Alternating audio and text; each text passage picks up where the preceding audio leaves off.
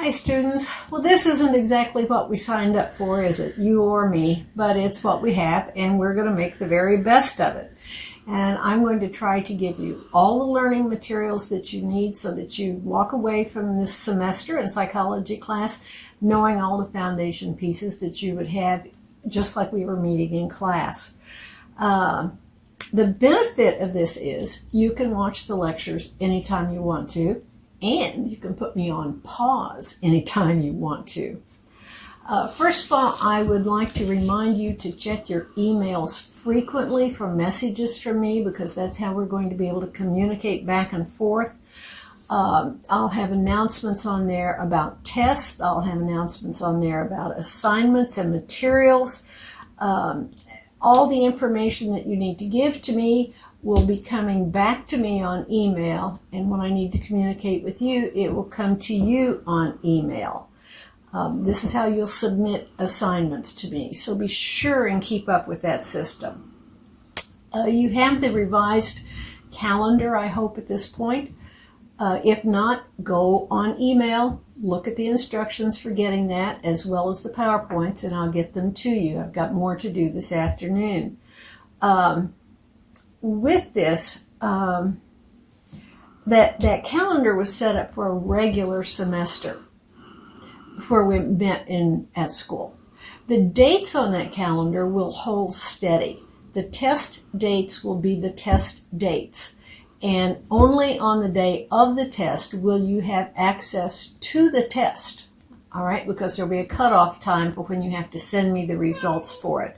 So be sure to keep up with that. Be sure to keep up with your studying. You know, studying at the last minute is not a good thing. Some of you have inquired about book reports. Oh, geez.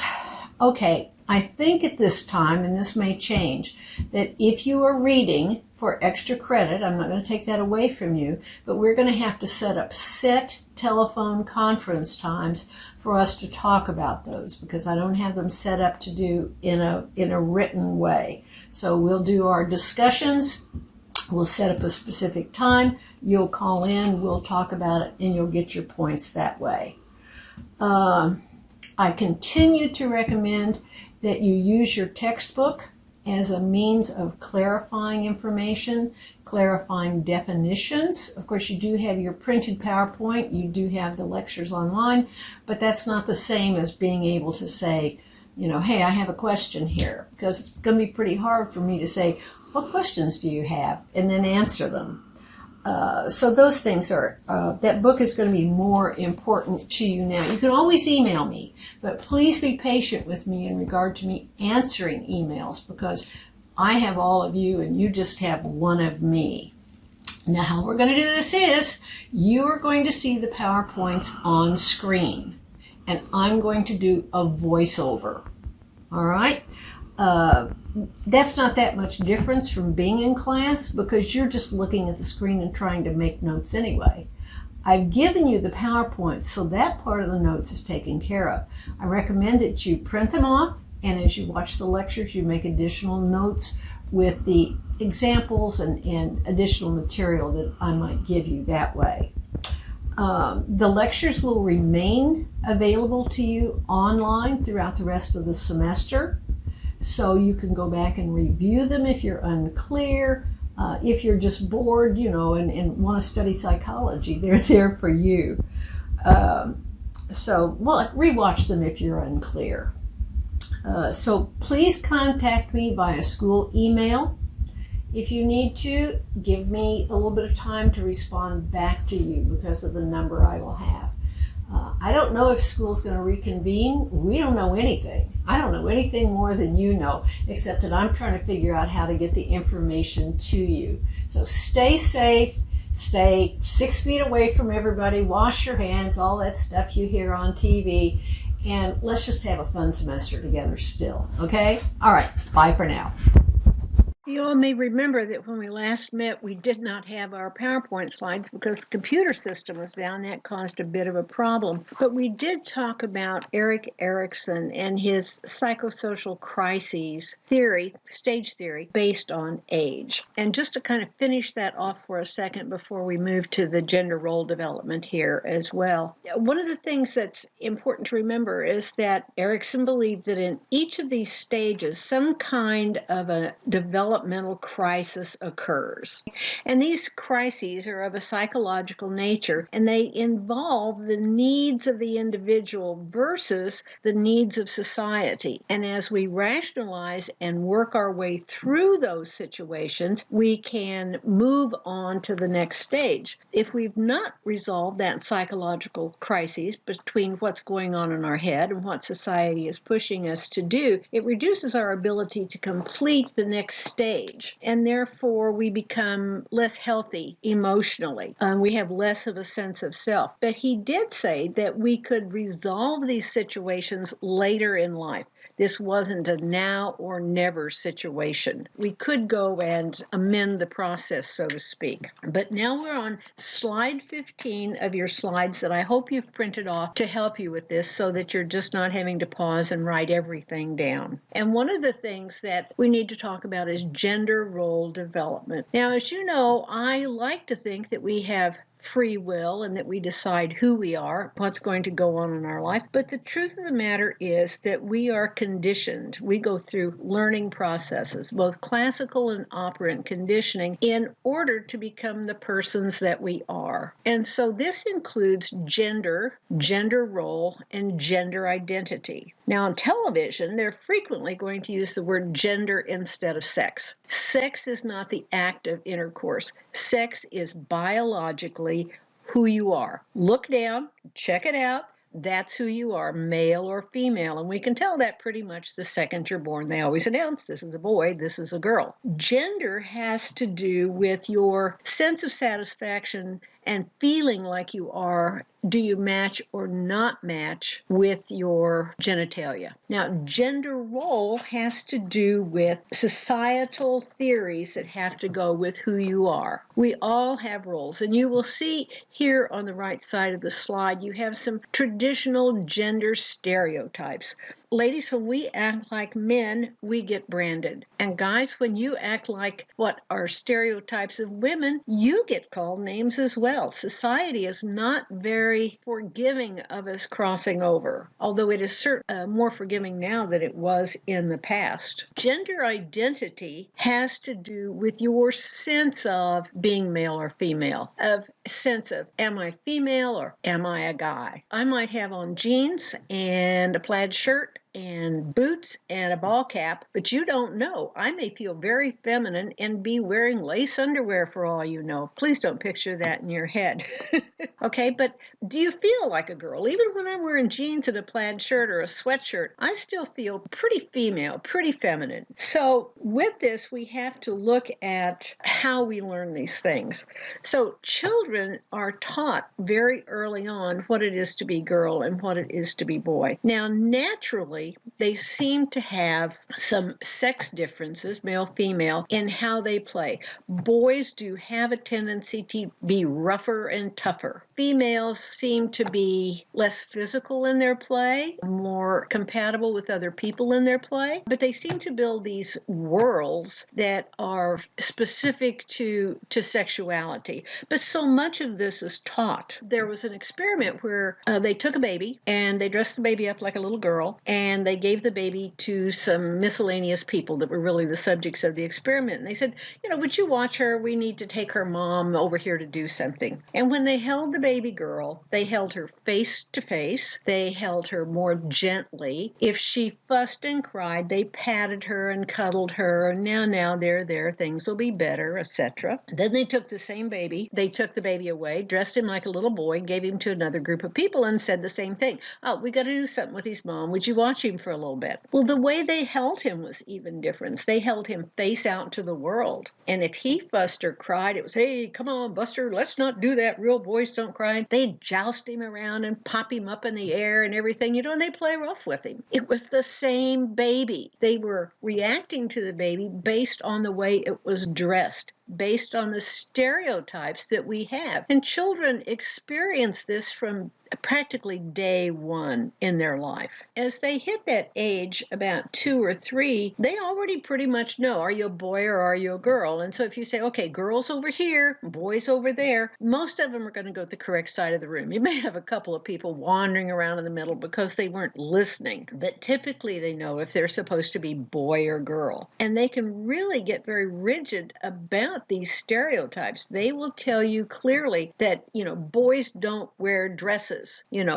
Girls don't wear ball caps, whatever it is. They get very specific about what these roles are. You and I are like, who cares? I mean, I used to have a male student that wore skirts. And I don't mean he wore kilts. I mean, he wore a skirt. He was very artistic type. And actually, he was pretty darn cute with his beard and his hair and his skirts. Nobody said anything. He was perfectly happy with it. And I was perfectly happy with him. He was a good student. So as we go through life, this continues, this situation of learning to be the role that society gives us. And different cultures have different traditional stereotypes for how males and female act. There's a couple of theories that go with this. One is called the social learning theory of gender role development. This says that we are conditioned, that we are punished or rewarded for certain things we do. And this is pretty typical of our lives. Now think about if you have a little boy, let's say he's 4, and mom is painting her fingernails. And he's perfectly happy to have nail polish on his nails too. He feels very pretty with that. Mom has it, sister has it, he has it. But when dad comes home and sees that he has flamingo pink nail polish, dad's going to go, get that off of my son. Boys don't wear nail polish. Rah, rah, rah. I'm not raising, rah, rah, rah. Daughter gets reinforced for looking pretty. Son gets punished, basically scolded by his father for something. So he learns that that's inappropriate. So that's social learning theory. Gender schema theory says that children look out at the world around them and they actively participate in creating this mental image of what it is to be male and what it is to be female. And of course, this can change as you grow older. It's not set in stone. Miscellaneous stuff at the bottom of your slide. Androgyny, transgender, transsexual, and you may have other issues that you want to talk about, email me about. Androgyny has to do with when you were born, does your genitalia represent what we know to be male or female? It would be nice if it were clear cut. On one side is male, on the other side is female. But the truth of the matter is, some people are born with what we might consider confused genitalia. They may have multiple parts that belong to both sexes. And there's case studies of this. It used to be that if you were born with androgynous genitalia, that they would feminize you, so to speak. And they didn't even tell the parents. And new parents didn't even know, supposedly, what babies might possibly look like. Transgender people are people that feel that they do not belong in the body in which they were born. If you look down and the whole world treats you like you're a guy, and you have a penis, and you have testicles, and you have a flat chest, but on the inside, you know that you're supposed to be a female, or vice versa. It's more typical for men to feel uncomfortable in their bodies than it is for women. And this was the case with my sibling. I did not know that my brother had any consideration whatsoever for his sexuality not fitting his physical makeup until he was 45 years old. And he appeared at my house as a female. I was stunned. It was hard to suddenly lose this person I'd already, assigned in my life as my big huggy bear. And suddenly he was my sister. And he made the decision to become transsexual. He had multiple surgeries. He had breast implants. He had facial surgery to reduce his brow bone, which is predominant in female faces. He had sexual reassignment, which just gives me the shudders to think about. But he made that decision, and I'm sure it was very painful for him, both emotionally as well as physically, to go through that. So this thing of gender and sexuality is not just a clear-cut thing. It's much more complex, and we need to be understanding and not so judgmental about people that are in these situations. We're going to jump ahead now to slide 22 in your printout. Another stage theory for our development as people in society. And this is Kohlberg's development of moral reasoning. This is slide 22. Kohlberg's really interesting. He actually built this program as an extension of work that had been done by child psychologists. He followed the stage model theory. He looked at how people determine how they make decisions in life. He used and constructed stories, basically gave people the chance to say, okay, here's a situation, how would you resolve it? And with that, he drew inferences. He analyzed this to see not if they were right or wrong, not if they were being good or bad, but what rationale they used in order to pull these things together. So he used these constructed stories. And we're going to talk about these in general. And as you can see on the slides, we have these age ranges. And purple has to do with what he would call the pre-conventional stage. And in the pre-conventional stage or level, we have these two stages. We have infancy and preschool kids. And at this time, basically, it's pretty simple for them. In the infancy stage, they just basically try to avoid getting punished. They don't want to have a timeout. They're kind of too little for that. They don't want mom to fuss at them or dad to give them a smack or any of those kinds of things. There's no real sense of right and wrong. There's no moral judgment for them at this age. It's a matter of how do I stay out of trouble? This continues into that second stage, self-interest, preschool kids, but they actually get kind of egocentric at this point. What's in it for me? How can I avoid the external consequence as well as get something for myself? So even at this stage, they're going to want some positive reinforcement in the shape of, cookies, candies, treats, all of that kind of thing. But there's no real right or wrong, good or bad, any of that kind of thing. So then kids go off to school, and we have this school age, and they change even within this. When children first go to school, they're going to look at, for the most part, what are the social norms. They love to please. They love security. They want to get along with others. They want to get along with their teacher. They're really, I'm a good girl, I'm a good boy kind of an attitude. They're pretty easy to deal with at this age because they want to fit in. They want to obey the rules and do things just right. But as they get a little bit older into this authority and social order, they start looking at rules. Purpose to them is to maintain some kind of social order. They like interpersonal, meaning relationships between different people, to include everybody. But they want to know what the rules are. Kids this age like games. They like to know what the game rules are. If you decide to change the rules in the middle of the stream, they're going to become pretty upset by it. You'll hear a lot of that's not fair at this point. They know who the authority is. They know what the rules are. And if you go and try to be too flexible with this, they're going to get really upset with you. This is also very much a concrete stage, very much, you said you would take me to the store, to the mall on Saturday. You say, but look, I broke my leg. And they say, but you said. So pretty inflexible at this point. When they get a little bit older, though, and we want to talk about this post-conventional age, this is when it gets complex. This is adulthood. We like to make legally moral decisions, but legal and moral are not necessarily the same thing. We have these social contracts that we follow, so we don't have chaos. You don't get to make up your own traffic rules. You don't get to make up your own decisions about whether or not you pay your mortgage or not. But this is when you do have to kind of start to follow your own star, so to speak. And Kohlberg came up with this process, having a situation that he had people look at. Situations with Kohlberg was that he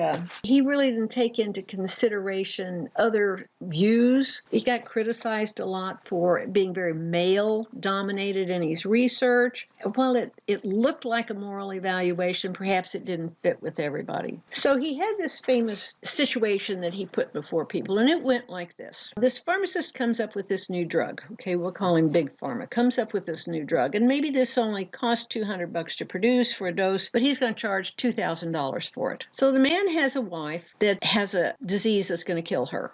And he goes to the man with the drugs, Big Pharma, and says, I can only come up with $1,000. I've crowdfunded. This is the best I can do. You've got to sell me this medication for the $1,000 that I have to save my wife's life. And the guy who owns the medicine says, I'm sorry. The price is $2,000. I developed it. It belongs to me. And if you want it, that's the price. Well, that sounds kind of familiar with today's situation sometimes. And so what happens is the guy breaks into the laboratory and he steals the medication, takes it home, saves his wife's life. If we look at the law, we know breaking in isn't legal. Stealing isn't moral. We have all these rules and regulations. Yes, our society says if it belongs to you, it's not someone else's to take at will. But on the other hand, profiteering and letting somebody die just so you make more money, while the other things may be the law, is that moral? Kohlberg would give these situations to people to figure out, and then not if they were right or wrong, or not if they were being moral or immoral.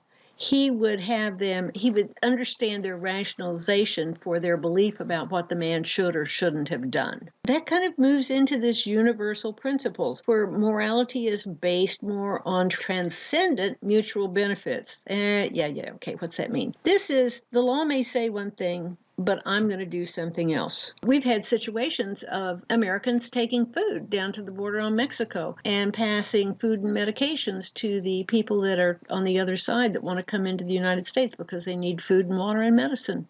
Germany in World War II, the Diary of Anne Frank. People hid that family in their attic, even though it was against the law, and they were risking their own life for it. So this, what's right and what's wrong, and what do we do? At one point we locked people up for having a little bit of marijuana, and some of those people are still in jail, and yet we have states where it's absolutely legal to go buy pot recreationally, not just medically. So shouldn't we open the doors of our prisons and jail, expunge those people's records? See what I mean? It's not always clear cut. Now let's move on to our next slide, all right? Now I'm on slide 23. Now we need to look at some developmental changes that go on in adulthood, okay, to finish this up. Well, early adulthood, middle adulthood, late adulthood. This is kind of changing as it seems as though people, because of good health and good nutrition and good education about things, are staying fit and healthy much longer into life. But early adulthood is where you guys are now, in your 20s and in your 30s. This is a time when,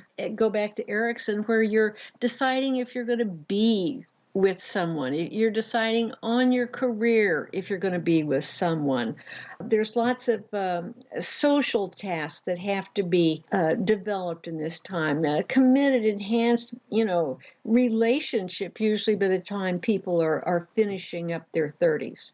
The way we respond to our friends, the way we respond to our romantic liaison, all of these things change during this time. You're probably the strongest you'll ever be, physically strong. You probably absorb new information at a rate that is above anything else that you'll ever do. It's a good time to be alive. During your middle adulthood, though, this is when we move into that situation where we talk about generativity. You're generating things. You're generating children for society, and you're raising those children for society. You're developing your career. You have meaningful activities in your life. Everything has changed so much. You have so much more responsibility than you did when you were in your 20s and 30s and could kind of fly by the seat of your pants. Late adulthood is something you guys think you will never get to, but the truth of the matter is you will. Your physical strength is going to start diminishing in your 40s.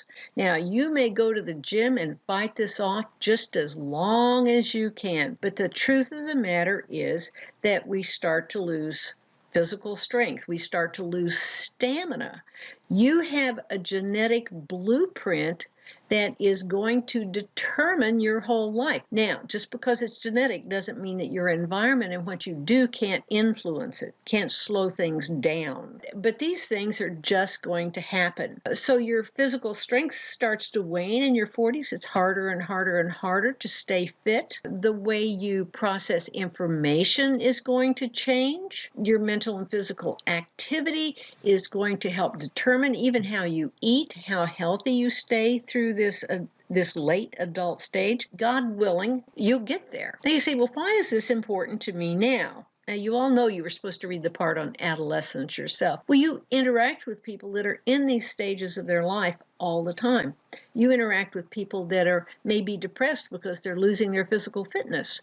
You react with people that, going back to Kohlberg, are changing how they look at the world and their sense of structure of laws and social contracts. You work with these people. You live next door to these people. It's helpful to understand what might be going on with them that causes them to be the way they are. So part of it is genetic, though. And on here I have as an example menopause. Women typically inherit the age at which they will go through menopause, and they may not like it, but if your mom went through it early, you're more likely to go through it early. If your mom waited till her 50s, you're more likely to wait until your 50s. So part of this, you can diminished strength and diminished ability to learn new information can be extended. As far as learning goes, we always talk about the seniors can't figure out how to program their computer or their TV or, the VCR that we used to have or the DVDs. The truth of the matter is there's two kinds of intelligence. One is called liquid and the other is called crystallized. Liquid intelligence has to do with learning new things, taking new things in quickly. Here goes the information past you and you just zoom it up and absorb it. While crystallized intelligence is applying all the things you've learned over the course of your life. You can do some things just almost by habit because you've always done it. When I think about having a medical professional, I want one that's not so old that he can't absorb new information quickly, but I also want one that's old enough to know how to do it and has done it before. Do you want a pilot that's brand new, or do you want a pilot that's been landing that plane for a while? That's kind of the difference in liquid and crystallized intelligence. Is Carvex. Men go ride their motorcycles too hard and too fast. Men go into the military. Men go hunting with guns. So all of these things may reduce the number of men and the average age at which they die because more of them die when they're younger. But I will tell you, if you go to a senior living facility, there's a lot more ladies there than there are men. Okay? So maybe you picture older Americans as, sitting on the porch of the old folks' home, rocking in their chair, right? Now, I'm sure they're still listening to, rock from the 70s, but here's some numbers on that. Over the age of 65, only, less than 5% of people need nursing home care. And people in nursing homes that are under 65 many times have injuries or they have an intellectual delay and they have to be cared for permanently. There is early onset Alzheimer's, but that's very, very rare. And many people nowadays at age 65 are still working. I mean, they're checking your groceries, they're teaching your classes, they may even be working in your doctor's or dentist's offices. 65 just seems way too young for people to retire nowadays if they've had a job that used intellectual capacity. Now, if you've been, busting your knuckles for, the last 40 years, retirement probably looks pretty good. Over the age of 85, still less than 1 in 5 seniors require assisted living or nursing home care. Okay. And we are an aging society. If this flu doesn't get all the old folks, 1 in 8 Americans is 65 or older. That's a lot of silver hairs. You just go to the grocery store and watch sometime, or go to the mall and watch sometime, or go to church or synagogue and watch, and you'll see a lot of cotton tops out there. Now, cognitive changes do happen during this time.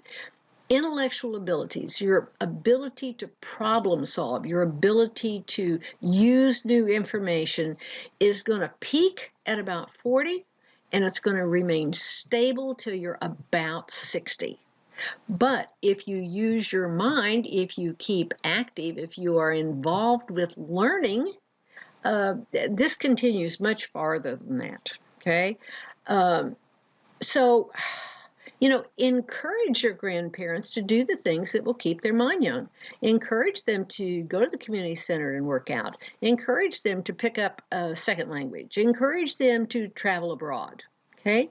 The more active we are, both physically and mentally, the smaller the decline in mental abilities as we do these things. We're going to move now to slide 26.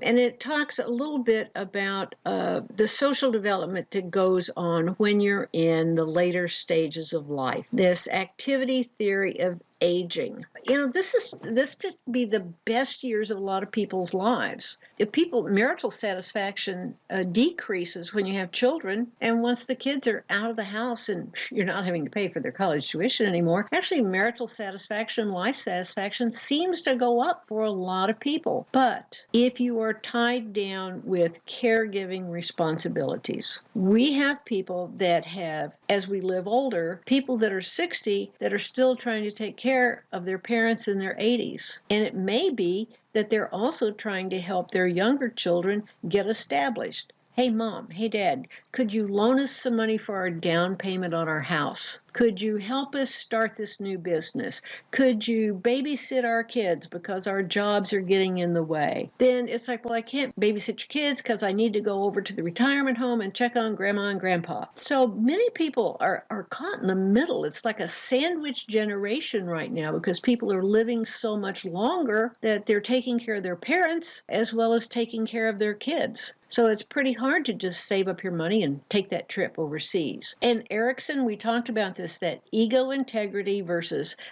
despair. When you do that life review and you look back on it, how satisfied are you with what you've done? Do you like the way you reared your children? Are you proud of them? Are you happy with what's going on in your life? Or are you feeling despair and despondency? Do all you can to encourage your parents to do the kinds of things in life that will cause them to feel good when they're 70. Take a little selfish time for themselves and do some things. So we eat all the right things, we do all the right exercises, we read all the good books, we do our puzzles, we do everything we can. You may even run out and get a facelift, but that's not going to actually keep you any younger, but it might increase your mood. But the truth of the matter is you're going to get old and you're going to die. We all are. And we all hope we do it when we're old. Nobody likes to read about someone whose life ended early. I think it was back in the 70s that Elizabeth Kubler-Ross wrote this book about called Death and Dying. She said there's 5 stages to the mental process that we go through with this. This is probably more applicable if you know you have a condition that's going to cause your death than if you're just plunking along just fine and you suddenly, drop dead of a heart attack out in the middle of the parking lot. So let's say the doctor says to you, you have a condition and you have 12 months to live.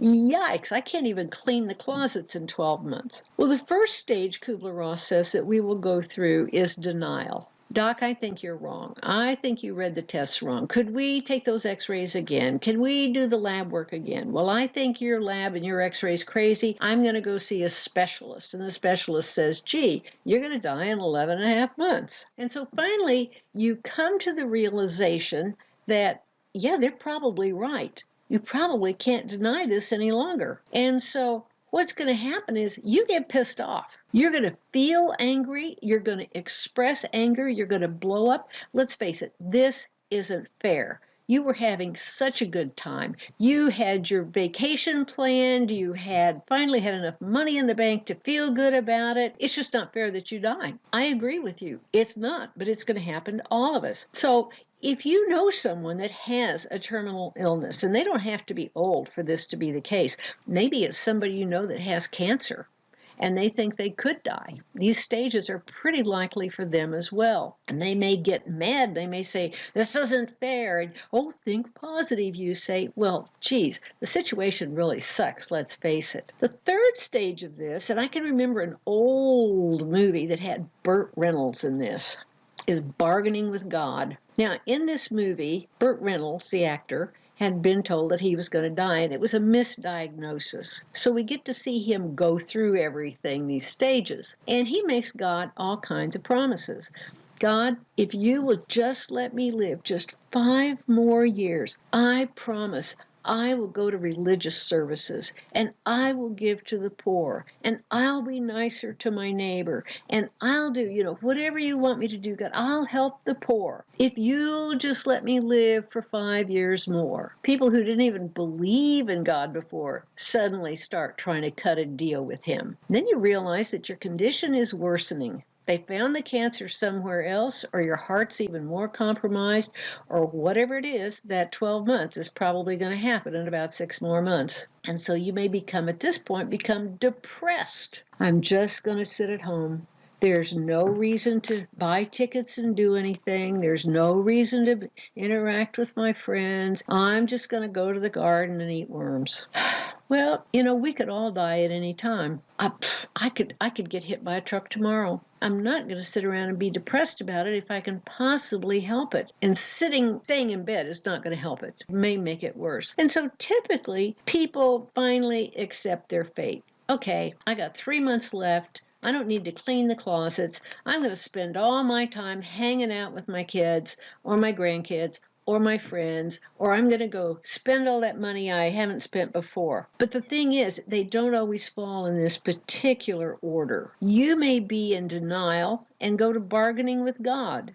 You may be depressed and go back to feeling anger. You may have accepted your fate and suddenly go, this can't be right. I can't be this sick, or it can't be this condition. Whatever it is what it is. And I do believe that these stages of grief, stages of death and dying emotionally, are probably pretty accurate, but they certainly can fall in different orders than what we have here. Be understanding with those people in your lives that you love that have a bad situation, whether they be young or old. Nobody's really ready to die, right? Okay, let's move on. This seems completely weird to be coming up at the end of this chapter, but rearing psychologically healthy children. This probably has more to do with where you guys are and what you'll be doing than looking at how to stay fit when you're old. This talks about 2 different kinds of parenting styles, actually 4 different kinds, or 3. Authoritarian parents. Authoritarian parents are those parents that don't want to explain anything. They are the because I said so parents. You say, gee, I want to do this on Saturday night with my friends, and I said no. And you say, well, why can't I? It's because I said so. You probably heard that your whole life as a kid. You may still be hearing it now. Well, just as we looked at when we were looking at physical punishment, this affects how children develop. Look at this: moody, unhappy, fearful, fearfully and withdrawn, unspontaneous, more resentment, more rebellion. We don't like to be treated that way. We don't like to be treated that. You wouldn't like it if I treated you that way. You wouldn't like it if your boss treated you that way. As we grow and mature, we want to know why something is so that we can make our own judgment about it and our own judgments in the future. This was kind of my kid's dad. Okay, so we butted heads a lot about this. Then there's the permissive parenting, and I always picture these people as the hippie parents. Like, whatever, man, that's cool. They're kind of indifferent to what their kids do. They kind of give them whatever they want. That's indulgence, sort of uninvolved and uncontrolling. They just checked out, and the kids kind of raise themselves and raise each other. It's kind of fun when you're a teenager for your parents not to be involved in your life. But, when you were 7, and you wanted to do something, you were like, oh, all right, whatever. This is really whatever parenting, and it doesn't work out very well. People that have had this kind of parenting a lot of times have no self-control because they never learned yes or no. They may be impulsive because they never said, well, we can't do it now, but when you're 9, you can do it, or when you're 12, you can do it, but you're too young to do it now. So immaturity, impulsiveness, they may be aggressive. They may have punched people out because, well, the parents are like, well, boys will be boys. So it's not a good style of parenting. The book is going to say, and I'm going to say, and mental health professionals are going to say, that the authoritative parent is best. Doesn't mean authoritarian. Authoritative parenting means I've studied this, I've been through this, I know better than you, and let me explain to you why this is. Some parents see this as arguing. My children's father always said, don't let them argue with you, because they would say, well, why can't I do that? If you explain to people why something is a good idea or a bad idea, or why you are saying you can or can't do this, or why I want you to do this and not that, kids learn to think. They learn to process their own information. They don't suddenly hit 18, and there are parents that throw their kids out of the house at 18. Yeah, okay, you're 18 now. You can either pay rent or move out, and move out is better because your mother wants your room. Hopefully that's getting kind of over with, but I know it's not. But authoritative parents are usually socially competent, and they're cheerful with their kids, and they're friendly with their kids. They aren't necessarily too permissive, but they rear children that are able to think, able to have good self-esteem, and rely on their own ability to analyze the situation and come to a good conclusion. So we just kind of throw that in here at the end. Now, don't forget, you've got lots of terms. I can't ask you, what questions do you have? You can replay these slides. You can pause them. You can come back later, and you have your book to look things up in. Worst case situation, if you're just desperate for me to clarify something, email me, and we'll figure out either by email or phone how to arrange things. All right? This is the end of this chapter. We will continue with the next chapter on personality development. And please email me your projects that you did on trait theory, where you took the PF16 or a Myers-Briggs and had somebody else take it too, because we will get to trait theory in this next chapter. All right, guys, hang in there. Stay 6 feet away from everybody you know, and I'll see you on Thursday, or we'll talk to you on Thursday. Okay, bye-bye.